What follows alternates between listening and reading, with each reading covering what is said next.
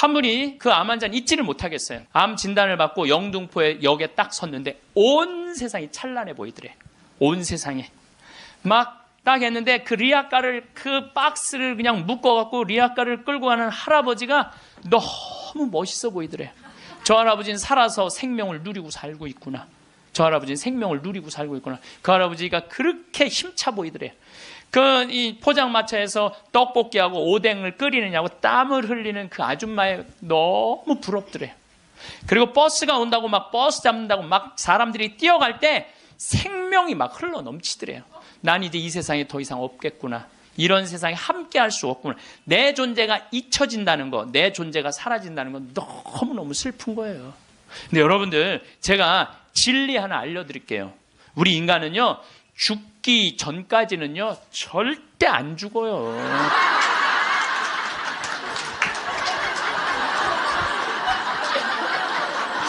아직 죽지도 않았는데 청승 떨지 말라 이거예요. 죽지도 않았는데 청승 떨지 말라는 거예요. 근데 많은 사람은 아직 죽지도 않았는데 죽은 것처럼 사는 사람들 많아요.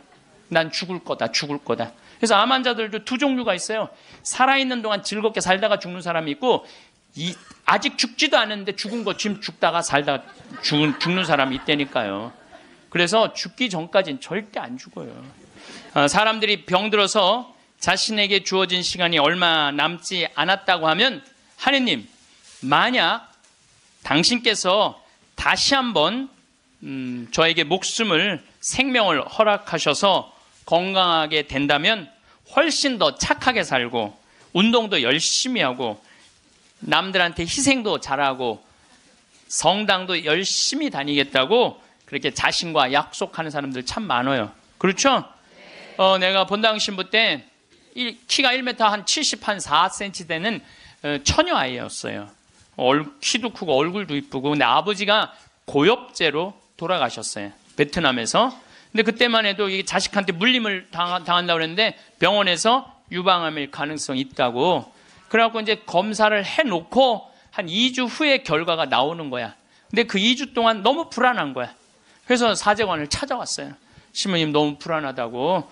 나 암이면 어떻게 하느냐고. 나 아직 시집도 안 갔는데 아버지 그렇게 돌아가시고 어떻게 하느냐고 막 정말 눈물을 흘리면서 고통스러워하고 괴로워하는 그 아가씨가 있었어요. 그래, 우리 기도해보자. 다 암이지 않을 수 있으니까. 그 2주 후에 이 친구는 와갖고 너무 화난 얼굴로 신부님 암이 아니래요. 이 친구는 지금 거의 20년이 지난 지금도 아주 행복하게 잘 살고 지금도 1년에 한 번씩 나한테 인사를 와요.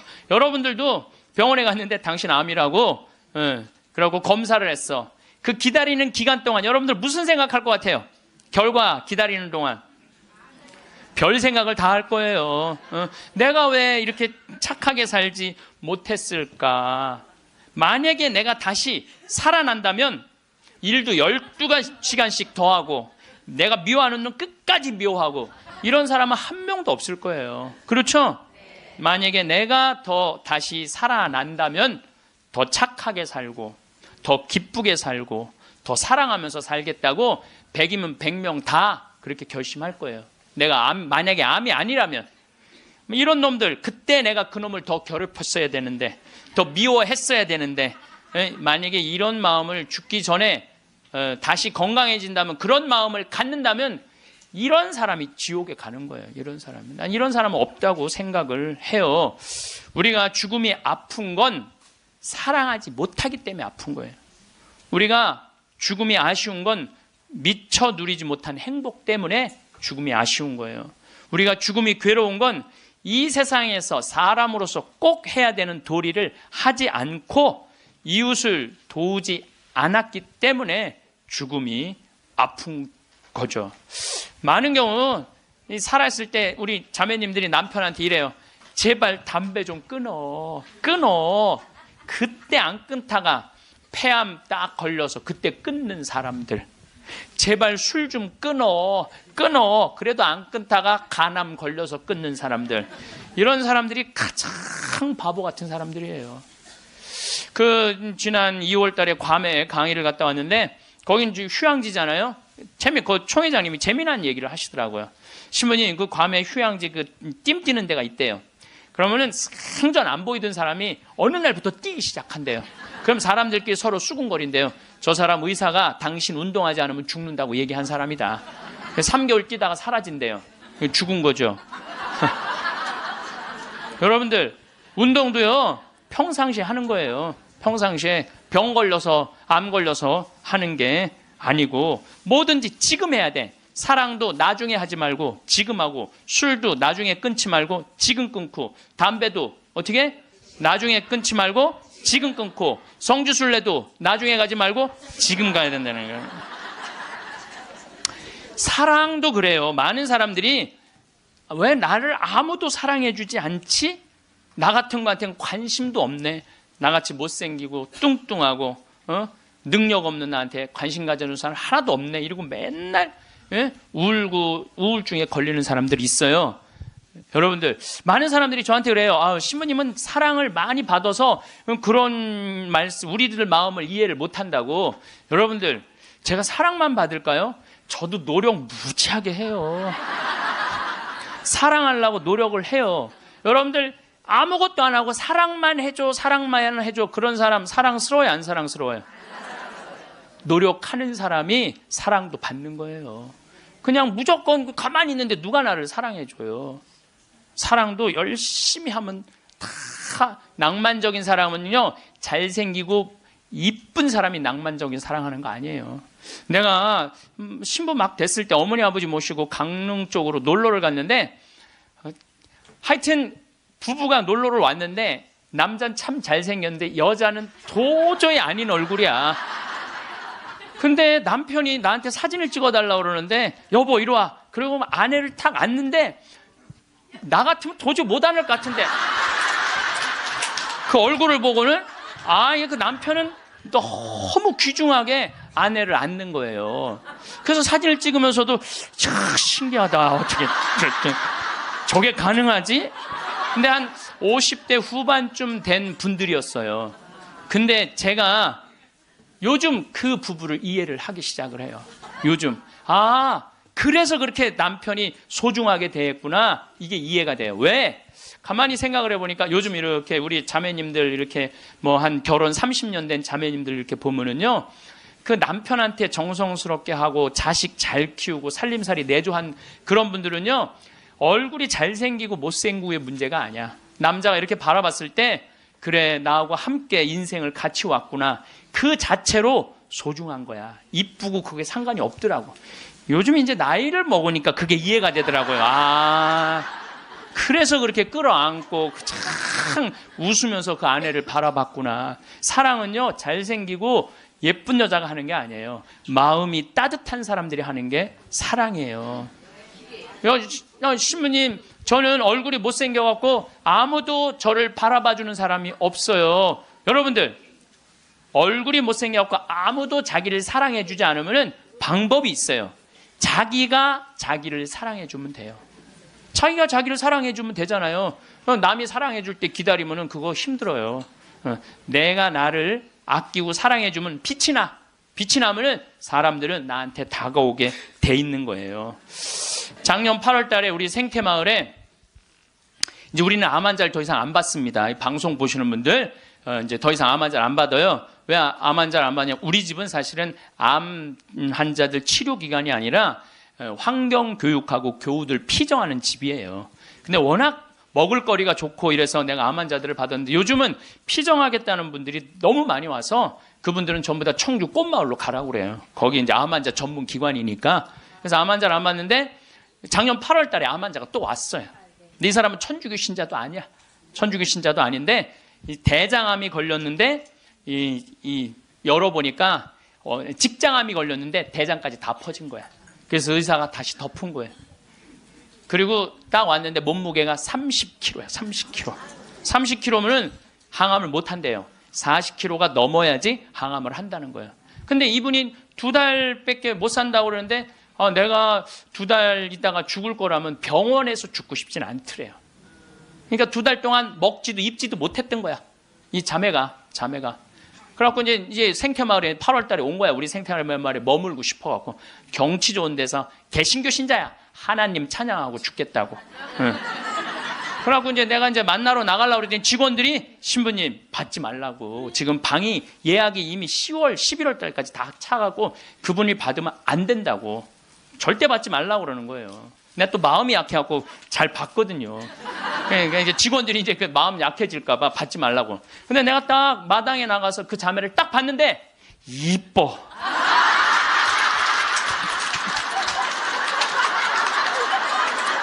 아니 57이라는데 그렇게 이뻐요. 이쁘더라고요. 그러니까 난 서 있지를 못하는 거야. 2달 동안 입지도 먹지도 못했으니까. 너무 이쁘더라고요. 그래서 신부님 나 2달밖에 안 남았는데 여기 있고 싶다고 좀. 그래서 내가 직원들한테 야 죽은 사람 소원도 들어준다는데 산 사람 소원 하나 못 들어주냐? 그 침대 있는 방 그거 내주자. 그리고 우리가 8월 9월 추석 들어있으니까 그땐 손님이 좀 뜸하지 않느냐. 그래서 받자. 받았어요. 받았는데 이 자매가 유명한 번역가예요. 중국어, 영어, 독일어를 할 줄 아는 유명한 번역가예요. 여러분들도 아마 그분 책을 한 번씩 봤을 거예요. 근데 어쨌거나 우리 집에 와서 2달 동안 밥도 못 먹었다는 자매가 병원에서 우리 집에서는 밥을 나보다 더 먹는 거야. 밥이 너무 맛있다는 거야. 밥이 너무너무 맛있다는 거야. 밥이 너무 맛있다는 거예요. 그리고 이제 뒤에 이제 산책 둘레길이 1시간짜리가 있는데 그 둘레길을 돌면서 너무너무 행복하다는 거야. 너무너무 행복하다고. 이제 그래갖고 뭐 그런가 보다 해갖고 이제 10월 달이 됐는데 이제 2달 후에 방 빼줄 생각을 안 하는 거야. 2달 있다가 죽는다고 그래서 받아줬더니 살이 더 통통 찌는 거예요. 살이 더 통통. 근데 10월 달에 오더니 이 자매가 하는 말이 신부님 내가 미사 참여를 해보니까 성체가 너무 좋다는 거예요. 개신교는 성체 성사가 없잖아요. 예수님을 몸 안으로 영한다는 게 여러분들 참 여러분들은 행복한 사람들이에요. 여러분들 사랑은 뭐냐면요. 사랑은 같이 있고 싶은 거야. 여러분들 1살, 2살짜리 애 낳았을 때 걔 보고 있으면 같이 있고 싶어? 같이 안 안고 싶어요? 너무 사랑스럽죠? 네. 같이 있고 싶어서 뭐라 그러냐면 눈에 넣어도 안 아프다 그래. 이 눈에 티끌 하나만 들어가도 막 난리를 쳤는데 이만한 걸 눈에 넣어도 안 아프다 그러니 이게 보통 이게 그것처럼 사랑스러워. 눈에 넣어도 그 큰 거를 넣어도 안 아프다는 얘기예요. 근데 예수님은 우리랑 너무 같이 있고 싶은 거야. 눈에 넣어도 안 아픈 게 아니라 그걸 뛰어넘어서 너무 같이 있고 아예 안에 들어가서 살고 싶은 거 우리 안에. 그래서 성체로 우리 안에 들어와서 살고 있는 거예요. 그 행복한 신비를 여러분들은 매일매일 경험하는 거예요. 근데 우리 자매가 이렇게 보면서 나도 성체 영하고 싶다는 거예요. 세례를 받아야 되는데 근데 동생이 목사님이야. 그 동생하고 상의를 했대요. 나 거기 가고 세례 받고 싶다고. 천주교 세례. 근데 이 목사님이 한술 더 뜨는 거야. 누나 가고 기분도 좋고 몸도 좋아지니까 세례 그냥 받으라고. 천주교 큰 집이나 마찬가지니까 세례 받으라고. 그래갖고 이제 데레사로 세례를 줬어요. 데레사로. 그러니까 데레사가 이제 매 시간마다 나한테 와서 강의 듣잖아. 앉아갖고. 근데 똑같은 걸 듣는데도 똑같이 웃기대. 그 자매가. 웃지, 밥 먹지, 공기 마시지, 예수님 먹지. 좋다는 건 다 하는 거, 좋다는 건 다 하는 거예요.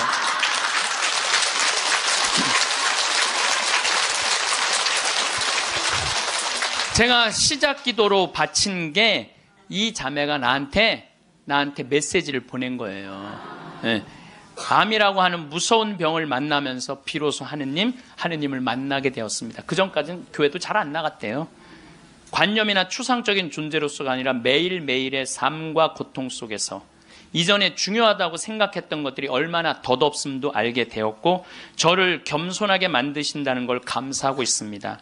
이 세상에서 내가 누구인지 하느님과 나의 관계에 대해 보다 깊이 이해하게 되었습니다. 나 자신의 한계를 처절하게 경험했고 깊은 실망도 알게 되었습니다. 그럼에도 희망이 얼마나 소중한 것인지 조금 알게 된 것 같아요. 그리고 항상 사람들 속에서 서로 보살피며 살아야 한다는 것을 비로소 알게 되었습니다. 우리 생태마을에서 살면서요. 너무너무 삶을 그리고 이분이 그런 거예요. 2달 동안 그냥 하느님 속에서 살다가 죽겠다고 찬양하면서 그러면서 점점 건강이 12월 달이 돼도 방 뺄 생각을 안 하는 거예요. 온몸에 암이 다 퍼졌다는 사람이. 그래서 이제 12월 마지막 제주는 내가 너무 강의가 많으니까 이제 마지막 제주는 쉬어요. 오늘부터 21일까지 하루도 안 쉬고 강의를 하는 거예요. 21일까지. 그러니까 대림 여러분들 피정한다고 그냥 여기서 부르고 저기서 부르고 그러니까 근데 예수님 내가 그래 대림 때 항상 예수님이 난 12월 10일 날 태어났으면 좋겠어. 너무 힘들어. 그래서 25일부터 30일까지는 제가 쉬어요.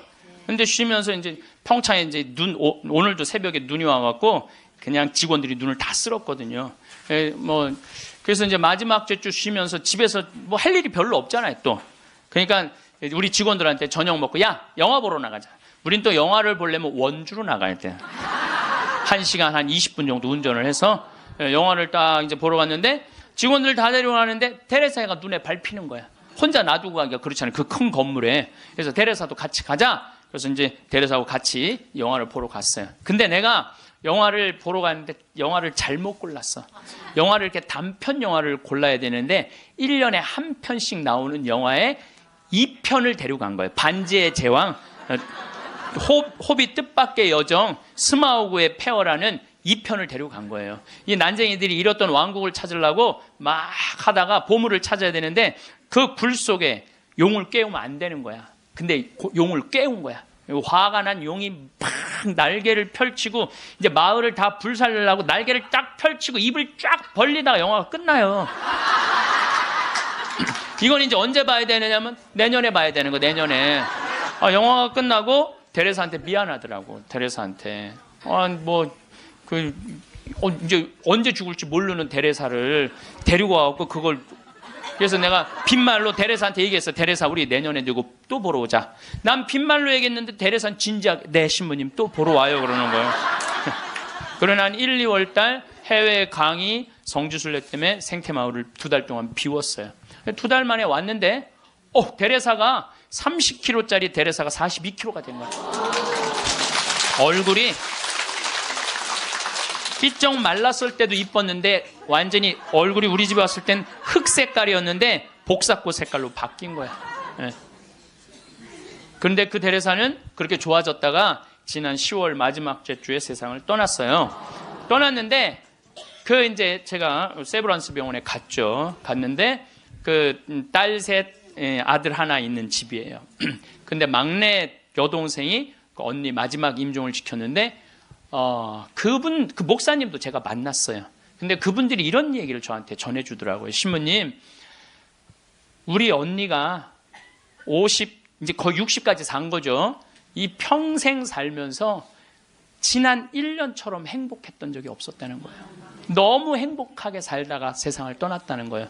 그리고 마지막에 이제 임종하던 날도 예수님 감사합니다. 이거를 계속 입에 계속 하면서 예수님 감사합니다. 자기 1년 동안 너무 산 게 행복했고 당신 만나러 가서 감사하다는 거예요. 계속 그러고 세상을 떠났다는 거예요. 그래서 저는 사는 것 같이 살다가 죽는 사람은 죽어도 살아요. 그렇죠? 근데 이 세상을 죽는 것 같이 사는 사람은 죽어도 죽어요. 죽어도 죽는 거예요. 그래서 데레사가 그렇게 참 예쁜 모습으로 세상을 떠나는 걸 보면서 우리가 오래 사는 게 문제가 아니야. 사는 날까지 즐겁게 사는 게 행복한 거예요. 우리 그 데레사가 마지막에 나한테 보낸 메시지가 있어요. 이거 내가 끝기도에 할 거지만 지금 다시 한번 읽어드릴게요. 누군가 제게 제일 좋아하는 게 무엇이냐고 묻는다면 즉시 하늘을 바라보는 것이라고 답할 거예요. 우리 생태마을에서 이렇게 하늘을 바라보는 모습이 너무너무 행복했대요. 하늘이 파란 하늘을 바라보는 게. 새벽 하늘, 해질녘, 하늘 낮과 밤의 하늘을요. 하늘은 늘 자유롭고 무한하며 아름다워요. 하늘을 보면 주님께 삶을 주신 그 사랑에 감격해서 울고 싶고 웃고 싶어요. 하늘을 바라볼 수 있게 하신 그 사랑이 감사합니다.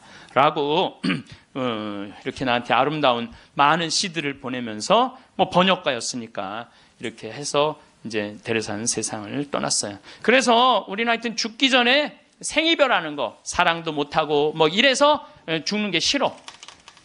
이제 사랑도 하고 여행도 다니고 다 좋아. 그래도 죽는 게 싫어.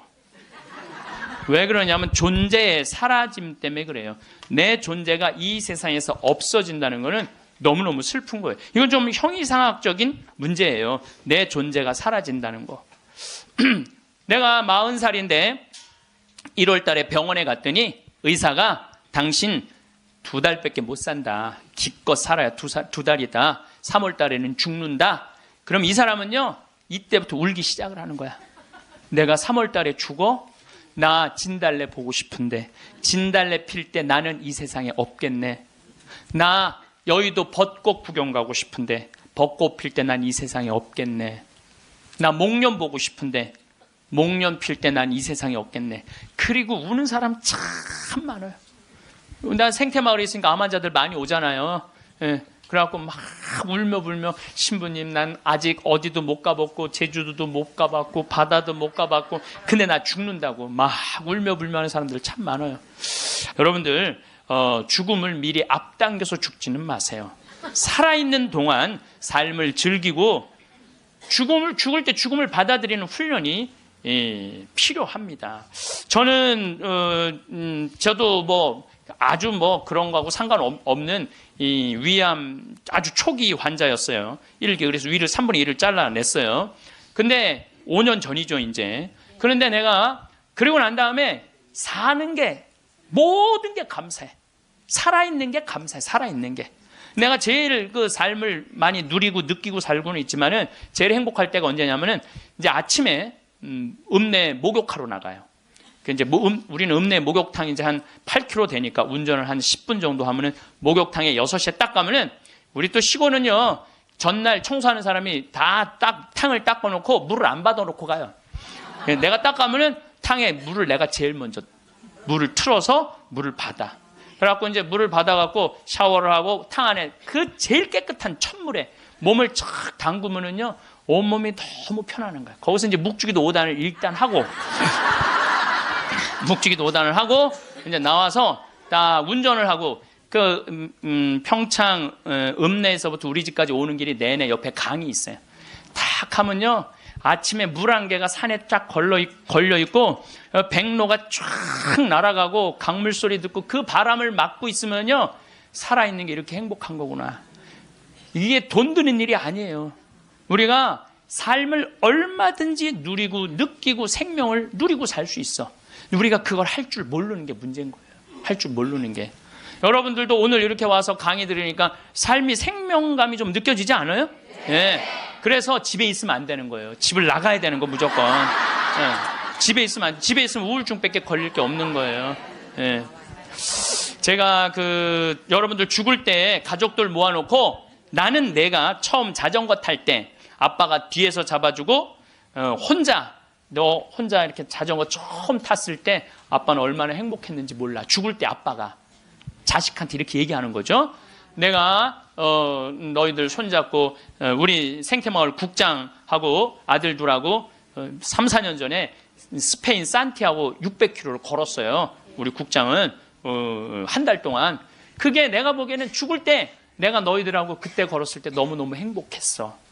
이런 말을 할 때 여러분들 멋있게 죽는 거예요. 안 죽으려고 이리 도망다니고 저리 도망다니고 그냥 풀뿌리 캐먹고 그냥 죽은 건지 산 건지도 모르고 그냥 이러고 살다가 죽지 말라는 거예요, 여러분들. 김수환 추기경님이 돌아가실 때 고맙습니다. 사랑하십시오. 참 멋있게 죽잖아요. 여러분들도 죽을 때 좀 제발 멋있게 죽어. 죽을 때 좀 멋있게 죽어야 될 것 같아요. 내가 지난 6월 달에 필라델피아에 강의를 갔었어요. 강의가 끝나고 이제 버지니아로 옮겨가려고 그러는데 기차를 타고 가려고 그러는데 젊은 부부들이 뭐 젊었다고 그래야 한 45, 6 된 부부들이 신부님 저희들이 모셔다 드릴게요.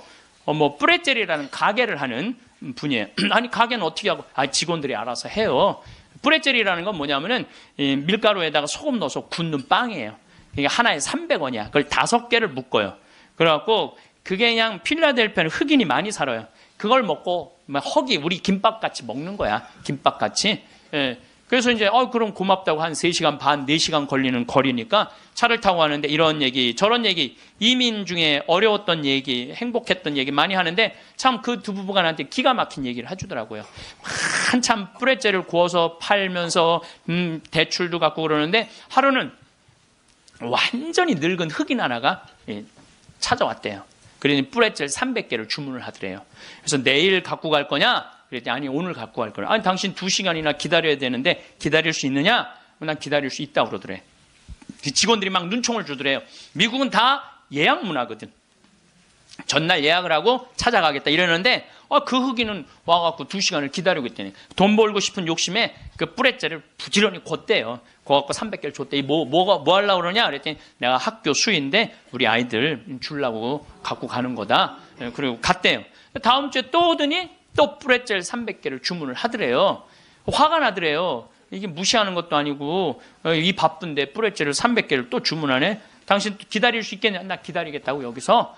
그래갖고 고소 줬대. 근데 그 다음 주에 또 오더니 뿌레젤 300개를 또 고달라고 그러더래. 그래서 물어봤대요. 너 이름이 뭐냐? 그랬더니 미스터 윌리래. 미스터 윌리. 미국이 지금 예약 문화인데 당신은 왜 예약도 안 하고 우리를 힘들게 하느냐? 그랬더니 미스터 윌리란 늙은 흑인이 하는 말이 나는 예약을 할 수 없는 사람이다. 왜 예약을 못하냐? 난 지금 암이 걸려갖고 오늘 죽을지 내일 죽을지 모른다. 그런데 내가 어렸을 때 뿌레젤이란 빵을 먹고 허기를 때웠다. 지금도 이 얘네들은 그 필라델피아 아이들은 얘네들은 아버지 날, 어머니 날이 따로 있어요. 그럼 그거 하나를 사서 아버지한테 보낸대요. 그걸 옛날 생각을 하고 그걸 맛있게 먹는데. 그러니까 나도 어렸을 때 이 뿌레젤이란 빵을 먹고 허기를 때우고 했는데 지금 내가 수의로 있는 이 학교에 아이들도 아침을 못 먹고 오는 애들이 참 많다. 그래서 내가 마지막에 죽기 전에 그럼 너 학교 심부름이 아니냐? 그랬더니 심부름이 아니다. 내 돈으로 마지막에 이 아이들한테 거의 $300나 되는 돈을 계속 해갖고 아이들한테 나눠주는다는 거예요. 그래서 나는 언제 죽을지 모르기 때문에 예약을 할 수가 없다. 그리고는 다시는 안 왔대요. 죽은 거지. 그러니까 미국 사람은 죽을 때도 멋있게 죽어. 저는 여러분들도 좀 죽을 때 좀 멋있게 죽었으면 좋겠어. 좀 내가 어디 선물을 갖고 가고 어디 선물을 좀 주고 죽는 그런 모습이 좀 있었으면 좋을 것 같아요. 그래서 이제 우리가 죽을 때 멋있게 죽으려면 잘 살아야 돼. 잘 살아야 돼. 그래서 저는 여러분들 우리가 잘 살려면 삶을 계획을 잘 세워야 돼. 계획이 없는 삶은요 잘 살 수가 없어요. 여러분들 인생 계획 어떻게 잘 세워져 있어요? 네. 아유 신부님 무슨 계획이 있어? 다 살았는데. 천만의 말씀이요. 여기 다 산 분 한 분도 안 계세요. 제가 얘기했죠. 죽기 전까지는 절대 안 죽는다고. 그러니까 계획이 있으셔야 된다니까. 저는 신학생 때 세미나를 하는데 앞으로 주 5일제가 된다는 거예요. 주 5일제. 그럼 토요일 날 일요일 날 교우들 성당 안 나온다는 거예요. 경치 좋은데 구경 가느냐고 성당에 안 다닌다는 거예요. 프랑스가 신자 비율이 97%인데 주 5일제 실시하고 미사 참여율이 8%로 떨어져요. 90%가 성당에 안 나오는 거예요. 내가 프랑스에 가보니까 금요일 저녁부터 놀러 나가더라고요.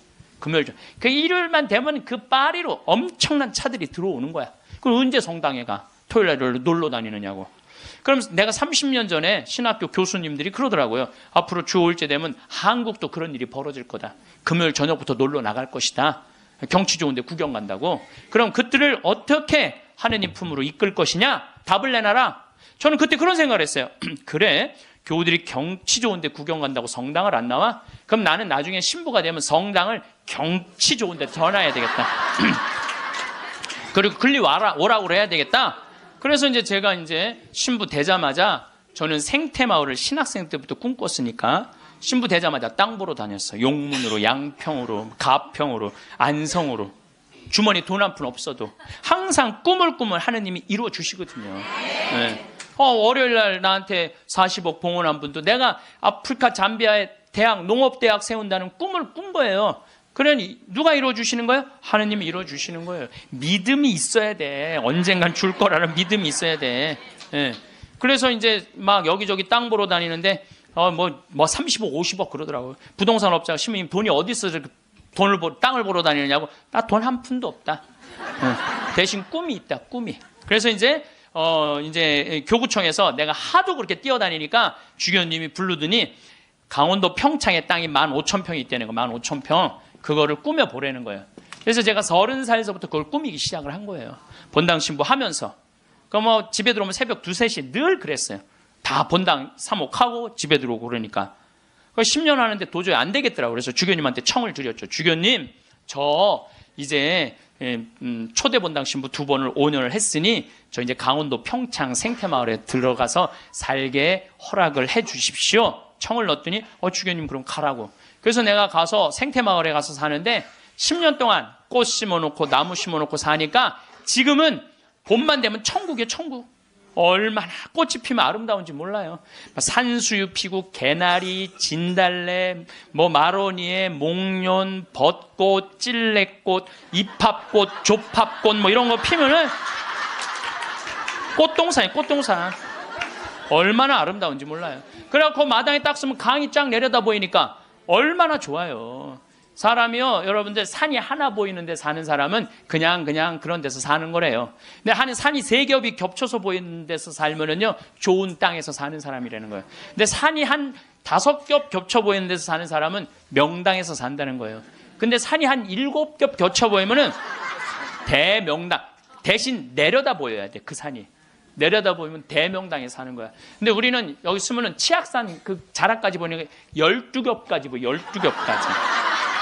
그리고 거기에 강 하나 흘러주면은 그건 말할 것도 없대는데 앞마당에. 그러니까 딱 마당에 딱 서 있으면은요, 얼마나 행복한지 몰라요. 이렇게 내가 50살이 된 거야. 그리고 밤하늘의 별이, 여러분들 우리 데레사도 별 얘기 했잖아요. 별이 얼마나 아름다운지 몰라요. 그러니까 우리 여기 남산이 278m야. 우리 생태마을은 325m야. 그러니까 강의 끝나고 밤 11시, 12시에 가면요, 하늘을 보면요, 지금은 이제 오리온, 황소자리, 마차부자리, 뭐 카시오페아, 북두칠성, 별똥별이 떨어지잖아요. 별똥별 꼬리 타는 소리가 들려요. 별똥별 떨어질 때, 뻥이 아니라니까. 떨어질 때 따따따따따따 이러면서 떨어요. 따따따따따. 참. 이렇게 내 청춘 50이 됐어, 내가. 그랬더니 교구청에서 부르더니 황 신부님, 그 평창 생태마을 꾸민 경험을 가지고 여주의 땅이 15만 8천 평이 있대. 15만 8천. 여기 10배야. 평창보다 10배. 그거를 좀 꾸미라는 거. 4년 전에. 그래갖고 내가 여주 이제 군청에 들어갔더니 신부님 거기는 안 되는 데라는 거예요. 안 되는. 왜 안 되느냐? 여기는 수질관리 지역이기 때문에 한강 2km밖에 안 남았기 때문에 여기는 이렇게 큰 건물을 허가를 해줄 수가 없다는 거예요. 난 너무 하고 싶은데 허가 받을 수 있는 길이 뭐냐? 그랬더니 국회에 올라가래요. 국회에서 해결해 줘야 된대. 우린 또 그렇게 되면 바로 해요. 국회 갔어요. 그래갖고 해당 지역 국회의원을 만났어요. 나 우리나라 국민들이 맨날 먹고 마시는 데만 있는 게 아니라 정말 정신적으로 쉴 수 있는 공간을 만들고 싶다. 그래서 여기 하고 싶다. 그랬더니 국회의원이 딱 보더니 신부님 이거 안 되는 거라고. 근데 한마디 했어. 내가 안 되니까 여기 왔지 되면 오겠냐고.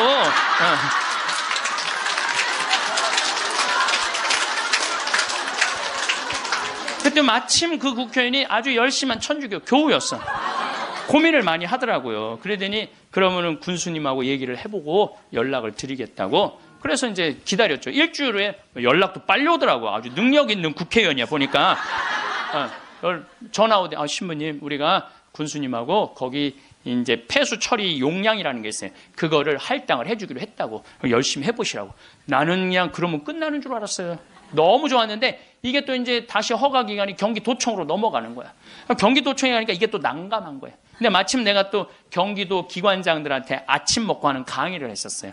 도지사 있고 뭐 법원장, 경찰청장, 무슨 뭐 세무서장, 뭐 국회의원들, 뭐 또 뭐 무슨 시장들 다 모였는데 강의를 아침에 하는데 끝나고 난 다음에 도지사님이 차 한 잔 마시자고 그래서 마시면서 이 도지사님이 그러더라고. 신부님, 되게 기관장들이기 때문에 아침 먹고는 다 간대. 근데 끝까지 들은 게 신부님이 처음이라는 거야. 신부님 너무너무 우리한테 유익한 강의를 해줘서 너무너무 감사하다고. 혹시 필요한 거 있으면 말을 하라고. 내가 필요한 거 있다고. 나 필요한 거 있다. 내가 지금 여주에 생태마을을 꾸미는데 이게 너무 힘들다. 그랬더니 딱 도지사님 다 알아듣더니 바로 황경국하고 얘기를 하더니 막 행정실장 부르더니 일사천리로 그 자리에서 또 군수님한테도 전화해갖고 신부님 하는 일 도와주라고. 그래서 너무 나는 또 그러면 끝나는 줄 알았어. 그랬더니 그거보다 더 어려운 기관이 뭐냐면은 한강유역관리청이에요. 거기서 부정적인 의견이 나오면 안 되는 거예요. 거기 갔는데 안 된다는 거예요. 다 안 된다는 거 하여튼 다 안 된다는 거예요. 갔는데 그 이제 판시관이 7급 공무원인데 여자야.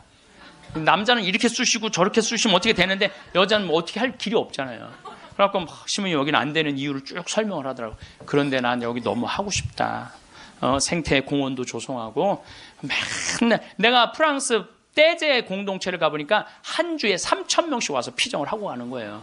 한 주에 3,000명. 그러니까 걔네들은 정신적인 훈련을 너무너무 많이 하는 거예요. 근데 우리나라는 그런 데가 거의 없는 거야. 그래서 우리 천주교 교우들도 그래서 저 여주는요 피정 기간이 월요일부터 주일이야. 일주일 동안 하는 거야. 일주일 동안. 그래서 찬송도 하고 미사 참여도 하고 강의도 듣고 밭에 나가고 잠깐 일도 하고 이런 얼마나 여러분들 시간 많잖아. 그러니까 가격은 최대한 낮추면서 우리 교우들이 그런 정신적인 걸 하고 싶다. 그랬더니 신부님 사실 저는 신자도 아니고 우리 엄마 아버지도 신자가 아닌데 신부님 우리 엄마 아버지가 평화방송만 본다는 거예요. 신부님 강의만. 자기도 몇 번 봤대. 봤는데 신부님 생각이 좋아서 내가 긍정 의견을 내겠다고. 넘을 산을 다 넘은 거야. 얼마나 행복한지 몰라요. 그런데 진짜 큰 산이 하나 있더라고. 주민들이 결사 반대하는 거예요. 주민들이 한 105호 정도 되는데 그 부평리 주민들이 안 된다. 결사 반대는. 그래서 야 이거 결사 반대하면 안 되는데 그래갖고 내가 이제 주민들 이제 마을회관에 만나자 그랬어요. 딱 만났는데 눈빛이 결사항전의 눈빛이 있더라고요. 결사항전의 눈빛이. 그래서 그러면 한번 왜 반대하시는지 말씀을 해보라고. 근데 여러분들 우리가요 협상을 할 때는요 먼저 말하면 안 돼요. 항상 상대방이 어떤 지금 기분으로 반대를 하는지 얘기를 들어봐야 돼. 그래서 내가 또 생명을 살리는 말씀 말 작년에 강의할 때 대화하는 방법 알려줬잖아요. 내가 그렇게 1년을 말을 했는데 대화를 못 하겠어요. 그래서 이제 겸손하게 앉아서 어르신들이 말씀하시는데 말씀 다 맞는 말씀이더라고요. 그리고 말씀을 들을 때는 눈빛을 깔아야 돼. 일단 이렇게. 그리고 말씀할 때마다 어떻게 고개를 끄덕여야 돼요. 이게 존중이에요. 존중. 1시간 동안 제가 계속 맞는 말씀이라고 의견을 받아들이겠다고 맞는 말씀이라고 받아들이겠다고 이제 다 얘기하고 그럼 신부님 여기다 왜 하려고 그러느냐고 내가 또 이제 말할 기회를 주신 거 아니에요. 내가 또 일단 말을 하면 이게 얼마나 대단해요. 그래서 30분 말씀을 드렸지. 30분 말씀을 드렸더니 주민들이 눈빛이 싹 풀리더라고요. 그러면은 신부님 한번 해보시라고. 근데 내가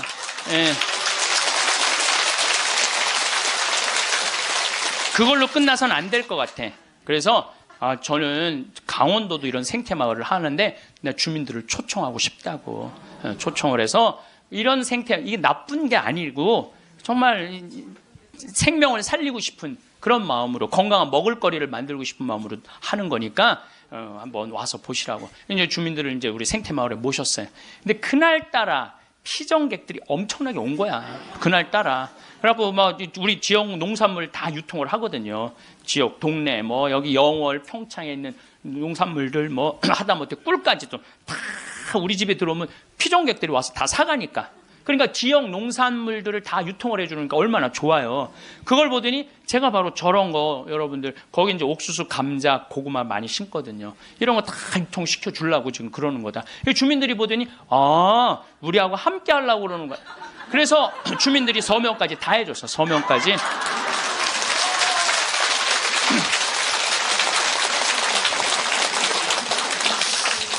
나는 보통 텔레비전 보면 막 반대할 때 막 결사 반대 막 피 같은 거 막 써놓고 막 그리고 서로 막 죽기 살기 까무러치기로 싸우는 거 보면 이해가 안 돼. 왜 말로 하면 될 걸 왜 싸우는지 이해가 안 가. 나도 양보할 걸 많이 양보를 했어요. 왜냐하면 거기에 주민들이 나는 그 산을 좀 넓은 농토를 하려고 하는데 산을 보존해달라고 그러더라고. 맞는 말씀이잖아요. 그래서 산 보존하는 걸로 하고 이제 거기서 이제 말을 좀 해서 이 사람이 말을 타면은요, 그 말을 키우고 싶은 이유 중에 하나는 왜 말을 키우고 싶으냐면 장애자들이 말을 타면은 이 치료가 굉장히 좋아요. 그래서 장애인 협회에서 나한테 와갖고 신부님 말을 좀 하면은 말 탈 공간이 없다는 거예요. 지금 수도권은 너무 비싸고. 근데 여긴 땅이 15만 8천 평 아니야. 15만 8천 평. 그러니까 좀 해달라고 그래서 그거 하려고 그랬는데 말 똥냄새가 마을에 오면 불편하다. 그것도 내가 포기했어요. 그러니까 원하는 걸 다 해준 거죠. 내 것만 한데 협상이라는 거죠. 내 걸 포기하는 게 협상이에요. 네, 그래갖고 이제 아마 내년부터 이제 생태마을을 이제 꾸미게 될 거예요. 그러니까 난 60살까지 일이 기다리고 있는 거예요. 60살까지. 남들은 60살 되면 명퇴한다, 조퇴한다 그러는데 나는 일이 기다리고 있으니까 얼마나 좋아. 사람은요, 꿈꾸는 사람이 행복한 거예요. 꿈꾸는 사람이. 여러분들 과거에 매달린 사람 불행한 사람. 과거. 내가 그때 이 인간을 만나지 말았어야 되는데. 여러분들 그거 후회해봐야 그 인생 돌이켜져요? 돌이켜지는 게 아니에요. 우리가 과거에 매달린 사람이 우울증에 걸린다니까요. 그때 내가 삼성전자 주식을 사뒀어야 되는데 3만 원 할 때 사뒀어야 돼. 3만 원 할 때 3만 원 할 때 사뒀으면은 지금 150만 원 왔다 갔다 하잖아요. 3억 여기 막 3억 원어치 사놨으면 150억 된 거 아니야. 150억. 여러분들 아까도 말씀드렸지만 과거에 집착하는 사람은요 불행한 사람이에요. 과거에 내가 아주대학 환경공학과 대학원 다녔거든요. 거기 너무너무 재미난 일거리가 있어요. 하나가 뭐냐면은 그 옆에 유신고등학교라고 있었어요. 근데 지금은 아주 좋은 고등학교였는데 처음에 이제 막 그 지역에서 막 시골에서 이제 오는 애들이 꼴뚱한 애들이 참 많은 거예요. 담임 선생님이 그랬대요. 이 바보들아, 저기 이 등록금 학비 이거 있으면 앞에 땅, 그때 고기가 한 평에 100원 했거든요. 30년 전 이거나 사두라고. 이 바보들아, 맨날 선생님 그랬대요. 그런데 30년이 지난 지금 거기는 한 평에 3천만 원이야. 그럼 이제 난 애 나이 한 4-5살 위아래 그때 공부 못했던 애들이 이런 말을 하는 거. 그때 담임 선생님 말을 들었어야 되는데. 여러분들, 아니 그럼 30년 전으로 돌아갈 거야? 어떻게 할 거야? 과거에 매달린 사람은 불행한 사람이에요. 미래를 꿈꾸는 사람이 행복한 거예요. 미래를 꿈꾸는 사람. 계획이 있어야 된다는 거예요. 삶에는 계획이 있어야 된다는 거예요. 그래서 여러분들은 어떤 계획을 갖고 계시냐, 이 자세한 얘기는 다시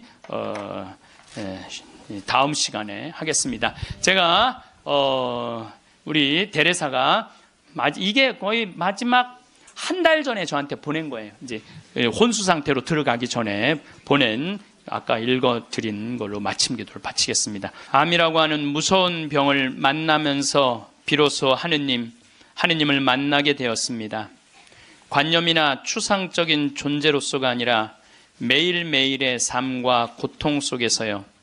이전에 중요하다고 생각했던 것들이 얼마나 덧없음도 알게 되었고 저를 겸손하게 만드신다는 걸 감사하고 있습니다. 이 세상에서 내가 누구인지 하느님과 나의 관계에서 보다 깊이 이해하게 되었습니다. 내 자신의 한계를 처절하게 경험했고 깊은 실망도 알게 되었습니다. 그럼에도 희망이 얼마나 소중한 것인지 조금 알게 된 것 같아요. 그리고 항상 사람들 속에서 서로를 보살피며 살아야 한다는 것을 비로소 알게 되었습니다. 누군가 제게 제일 좋아하는 게 무엇이냐고 묻는다면 즉시 하늘을 바라보는 것이라고 답할 거예요. 새벽 하늘, 해질녘 하늘, 낮과 밤의 하늘을요. 하늘은 늘 자유롭고 무한하며 아름다워요. 하늘을 보면 주님께 삶을 주신 그 사랑에 감격해서 울고 싶고 웃고 싶어요. 하늘을 바라볼 수 있게 하신 그 사랑에 감사합니다. 많은 분들이 과거를 돌아보며 아쉬워하거나 미래를 걱정하며 불안해하지만 정작 우리가 진짜 살 수 있는 시간은 지금뿐입니다. 이 진실을 깨닫는 순간 삶은 완전히 다른 색깔로 빛나기 시작합니다. 우리는 종종 특별한 무언가를 기다리며 시간을 보냅니다. 더 나은 상황, 더 좋은 조건, 더 완벽한 타이밍을 기다리죠. 하지만 삶은 기다리는 사람에게 멈춰 서지 않습니다. 오히려 지금 이 순간을 온전히 받아들이고 살아가는 사람에게 풍요로운 경험을 선물합니다. 생각해보면 우리가 진정으로 행복했던 순간들은 대부분 지금에 충실했을 때입니다. 반대로 아무리 좋은 상황에 있어도 마음이 다른 곳에 가 있으면 그 시간은 텅 빈 채로 지나가 버립니다. 지금을 산다는 것은 단순히 현재에 머무는 것만을 의미하지 않습니다. 지금 이 순간 내가 할 수 있는 선택을 하고 내가 줄 수 있는 사랑을 주고 내가 느낄 수 있는 감사를 느끼는 것입니다. 누군가에게 미뤄뒀던 전화 한 통, 마음속에 담아뒀던 고마운 말 한마디, 하고 싶었던 작은 시도 하나. 이런 것들을 지금 실행에 옮기는 순간 우리 삶은 조금씩 앞으로 나아갑니다. 많은 분들이 언젠가 시간이 나면, 여유가 생기면, 상황이 나아지면 무언가를 하겠다고 생각합니다. 하지만 완벽한 순간은 오지 않습니다. 지금이 아니면 영영 오지 않을 수도 있습니다. 용서하고 싶었던 사람이 있다면 지금 그 마음을 전하세요. 시작하고 싶었던 일이 있다면 지금 첫걸음을 내디디세요. 바꾸고 싶었던 습관이 있다면 지금 이 순간부터 다르게 행동하세요. 변화는 언제나 지금에서 시작됩니다. 사랑도 마찬가지입니다. 가족에게, 친구에게, 자신에게 전하고 싶었던 사랑의 마음이 있다면 지금 표현하세요. 내일은 늦을 수도 있습니다. 표현하지 않은 사랑은 마음속에 갇혀 아무런 힘을 발휘하지 못합니다. 하지만 지금 전한 따뜻한 말 한마디는 상대방의 하루를 밝게 만들고 여러분 자신의 마음도 풍요롭게 만듭니다. 사랑은 지금 주고받을 때 비로소 진짜 사랑이 됩니다. 감사 또한 지금의 산물입니다. 우리는 너무 쉽게 당연한 것들을 지나칩니다. 아침을 맞이할 수 있는 것, 숨을 쉴 수 있는 것, 걸을 수 있는 것, 보고 듣고 느낄 수 있는 것. 이 모든 것이 사실은 기적 같은 일입니다. 지금 이 순간 여러분이 가진 것들을 한번 돌아보세요. 건강, 관계, 작은 일상의 평화. 이것들이 얼마나 소중한지 깨닫는 순간 삶 전체가 감사의 빛으로 물듭니다. 감사하는 마음으로 하루를 시작하면 평범한 일상이 특별해집니다. 같은 밥을 먹어도 그 맛이 더 깊게 느껴지고 같은 길을 걸어도 주변 풍경이 더 아름답게 보입니다. 감사는 우리가 가진 것을 늘리지 않지만 우리가 느끼는 풍요를 몇 배로 키웁니다. 이것이 바로 감사의 힘입니다. 지금 이 순간 감사할 것을 하나씩 떠올려 보세요. 그 마음이 쌓이면 여러분의 하루는 기쁨으로 가득 찰 것입니다. 행복은 거창한 성취나 특별한 사건에서만 오지 않습니다. 오히려 평범한 순간들 속에서 지금 이 자리에서 우리가 얼마나 감사하고 사랑하며 살아가느냐에 따라 결정됩니다. 아침 햇살이 방 안으로 들어오는 순간, 따뜻한 물로 샤워하는 순간, 좋아하는 음식을 먹는 순간, 편안한 잠자리에 누워 하루를 마무리하는 순간. 이 모든 순간이 사실은 축복입니다. 많은 분들이 행복을 미래의 어떤 시점에 놓습니다. 무언가를 이루면, 어딘가에 가면, 누군가를 만나면 행복할 거라고 생각하죠. 하지만 그렇게 미래에 걸어둔 행복은 언제나 다시 미래로 밀려납니다. 진짜 행복은 지금 여기에서 찾아야 합니다. 지금 가진 것에 만족하고, 지금 함께한 사람들에게 감사하고, 지금 할 수 있는 일에 최선을 다하는 것. 이것이 행복으로 가는 가장 확실한 길입니다. 그렇다고 지금만 보고 살라는 뜻은 아닙니다. 내일을 준비하고 미래를 계획하는 것도 중요합니다. 다만 그 계획과 준비를 지금 이 순간에 하라는 것입니다. 미래를 걱정만 하며 아무것도 하지 않는 것과 미래를 위해 지금 할 수 있는 일을 하나씩 해나가는 것은 완전히 다릅니다. 지금의 작은 행동들이 쌓여서 내일을 만듭니다. 자신을 사랑하는 것도 지금 해야 할 일입니다. 많은 분들이 자신에게 너무 가혹합니다. 완벽하지 못한 자신을 끊임없이 채찍질하고 부족한 점만 바라보며 자책합니다. 하지만 여러분은 이미 충분히 가치 있는 존재입니다. 완벽하지 않아도 괜찮습니다. 실수해도 괜찮습니다. 느리게 가도 괜찮습니다. 지금의 여러분을 있는 그대로 받아들이고 사랑하세요. 자신을 사랑한다는 것은 자신에게 관대해지는 것입니다. 실수했을 때 자책하는 대신 배움의 기회로 삼고, 부족한 점이 보일 때 비난하는 대신 성장할 수 있는 영역으로 바라보는 것입니다. 자신에게 따뜻한 말을 건네고 자신의 노력을 인정하고 자신의 존재 자체를 소중히 여기는 것입니다.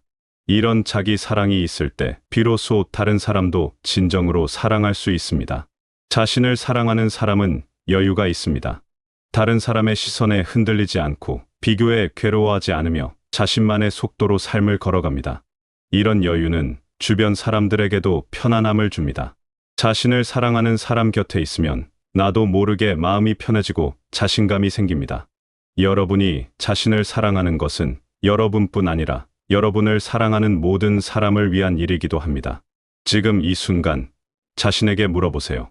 나는 나를 얼마나 사랑하고 있는가? 나는 나에게 얼마나 친절한가? 만약 자신에게 가혹했다면 지금부터라도 태도를 바꾸세요. 자신에게 다정한 말을 건네고 자신의 작은 성취를 축하하고 자신에게 필요한 휴식을 주세요. 이것이 바로 지금 여러분이 자신에게 줄 수 있는 가장 큰 선물입니다. 과거는 이미 지나갔습니다. 아무리 후회해도 바꿀 수 없습니다. 과거의 실수나 잘못된 선택을 붙잡고 있으면 지금의 소중한 시간만 낭비됩니다. 과거는 교훈으로 삼되 거기에 머물지 마세요. 지금 이 순간부터 다르게 살면 됩니다. 과거의 나와 지금의 나는 다른 사람입니다. 지금의 나는 과거보다 더 많이 알고 더 성숙하고 더 지혜로워졌습니다. 과거를 놓아주는 것은 쉽지 않습니다. 특히 아픈 기억이나 후회스러운 일들은 자꾸만 떠오릅니다. 하지만 그럴 때마다 부드럽게 자신에게 말하세요. 그건 이미 지나간 일이고 나는 지금 여기에 있다고. 과거의 고통을 반복해서 되새기는 것은 스스로에게 상처를 주는 일입니다. 대신 그 경험에서 배운 것을 떠올리고 그 덕분에 지금의 내가 더 단단해졌음을 인정하세요. 미래에 대한 걱정도 마찬가지입니다. 아직 일어나지 않은 일을 걱정하며 불안해하는 것은 지금의 평화를 해칩니다. 물론 미래를 대비하는 것은 필요합니다. 하지만 대비와 걱정은 다릅니다. 대비는 지금 할 수 있는 구체적인 행동이고 걱정은 막연한 불안 속에서 에너지만 소모하는 것입니다. 미래가 걱정된다면 지금 무엇을 할 수 있는지 생각하고 실행하세요. 그것이 불안을 줄이는 가장 효과적인 방법입니다. 내일을 향한 기대와 계획은 삶에 활력을 줍니다. 하고 싶은 일, 이루고 싶은 목표, 만나고 싶은 사람, 가보고 싶은 곳, 이런 것들을 생각하며 계획을 세우는 것은 즐거운 일입니다. 미래를 향한 긍정적인 기대는 지금을 더 의미 있게 만듭니다. 내일을 위해 오늘 무엇을 할 것인가를 생각하면 지금의 행동에 방향이 생깁니다. 꿈을 꾸는 사람은 나이와 상관없이 젊습니다. 내일을 기대하고 새로운 것을 시도하고 배우고 성장하려는 마음이 있는 한 우리는 계속 새로워집니다. 반대로 꿈을 잃고 현재에 안주하면 삶은 정체되고 활기를 잃습니다. 지금 이 순간에도 여러분 앞에는 무수히 많은 가능성이 열려 있습니다. 새로운 취미를 시작할 수도 있고 새로운 사람을 만날 수도 있고 새로운 곳을 갈 수도 있습니다. 삶은 매 순간 선택의 연속입니다. 아침에 일어나서 기분 좋은 하루를 기대할 것인지 피곤함에 짜증을 낼 것인지 누군가의 실수를 너그럽게 이해할 것인지 화를 낼 것인지 새로운 것을 시도할 것인지 익숙한 것에 머물 것인지 이 모든 선택이 지금 이루어집니다. 그리고 이 작은 선택들이 모여서 우리의 삶을 만듭니다. 지금 이 순간 여러분이 할 수 있는 가장 좋은 선택은 감사하는 것입니다. 감사는 삶의 질을 근본적으로 바꿉니다. 같은 상황에서도 감사하는 사람은 행복하고 불평하는 사람은 불행합니다. 상황이 행복을 결정하는 것이 아니라 우리의 마음이 행복을 결정합니다. 지금이라는 시간은 우리에게 계속 주어집니다. 매 순간이 새로운 시작이고 매 순간이 새로운 기회입니다. 아침에 눈을 뜨면 새로운 지금이 시작되고 밤에 잠들 때까지 수많은 지금들이 이어집니다. 이 모든 순간을 의식하며 살 수는 없지만 적어도 중요한 순간들만큼은 온전히 그곳에 머물러 보세요. 지금을 사는 삶은 후회가 적습니다. 왜냐하면 매 순간 최선을 다하고 말하고 싶은 말을 하고 싶은 일을 하기 때문입니다. 나중을 기약하지 않고 지금 실행하기 때문입니다. 물론 실수도 하고 잘못된 선택도 하겠지만 그것조차도 지금 최선이라고 생각한 선택이었기에 후회가 덜합니다. 반대로 늘 미루고 망설이다가 기회를 놓치면 평생 후회로 남습니다. 지금을 사는 삶은 관계가 풍요롭습니다. 사랑하는 사람에게 지금 사랑을 표현하고 감사한 마음을 지금 전하고 필요한 대화를 지금 나누기 때문입니다. 관계는 쌓아가는 것이 아니라 매 순간 새롭게 만들어가는 것입니다. 지금 이 순간 상대방에게 어떻게 대하느냐가 관계의 질을 결정합니다. 과거에 얼마나 잘했는지보다 지금 얼마나 잘하느냐가 중요합니다. 지금을 사는 삶은 평화롭습니다. 과거의 후회와 미래의 걱정에서 자유로워지면 마음에 평화가 찾아옵니다. 지금 이 순간 여러분이 안전하고 숨을 쉬고 있고 기본적인 것들이 충족되어 있다면 그것으로 충분합니다. 더 많은 것을 바라는 것은 좋지만 지금 가진 것에 만족하지 못하면 영원히 불행합니다. 지금 이 순간의 평화를 느끼세요. 여러분의 삶은 지금 이 순간에도 계속되고 있습니다. 이 글을 읽는 동안에도 시간은 흐르고 있고 여러분의 삶은 한순간 한순간 만들어지고 있습니다. 이 시간을 어떻게 보내느냐는 전적으로 여러분의 선택입니다. 지금부터 달라질 수 있습니다. 지금부터 감사할 수 있습니다. 지금부터 사랑할 수 있습니다. 지금부터 행복할 수 있습니다. 완벽한 순간을 기다리지 마세요. 지금이 바로 그 순간입니다. 모든 것이 준비될 때까지 기다리지 마세요. 지금 시작하세요. 조건이 갖춰질 때까지 미루지 마세요. 지금 있는 그대로 출발하세요. 여러분이 꿈꾸던 삶은 지금 여기에서 시작됩니다. 작은 한 걸음이면 충분합니다. 지금 그 한 걸음을 내디디세요. 삶은 우리를 기다려주지 않습니다. 하지만 우리가 지금을 붙잡으면 삶은 우리에게 풍성한 선물을 줍니다. 깨어있는 의식으로 살아가는 매 순간이 선물입니다. 사랑하는 사람들과 함께하는 지금이 선물입니다. 건강하게 숨 쉬고 있는 지금이 선물입니다. 이 모든 선물을 알아보고 감사하며 누리세요. 여러분은 이미 충분히 잘하고 계십니다. 완벽하지 않아도, 때로 실수해도, 느리게 가도 여러분은 충분히 가치 있는 존재입니다. 자신에게 너무 가혹하지 마세요. 자신을 따뜻하게 대하고 자신의 노력을 인정하고 자신의 존재를 사랑하세요. 여러분이 지금 이 순간 여기에 있다는 것만으로도 충분히 의미 있습니다. 여러분의 삶이 지금 이 순간부터 더욱 풍요로워지고 매일매일이 감사와 사랑으로 가득 차며 작은 행복들이 모여 여러분의 삶을 환하게 비추기를 소망합니다. 오늘 하루도 묵묵히 지금을 살아낸 당신을 온 마음으로 응원합니다. 부디 스스로를 아끼고 사랑하며 당신의 모든 순간에 깊은 평안과 행복이 깃들기를 진심으로 바라겠습니다.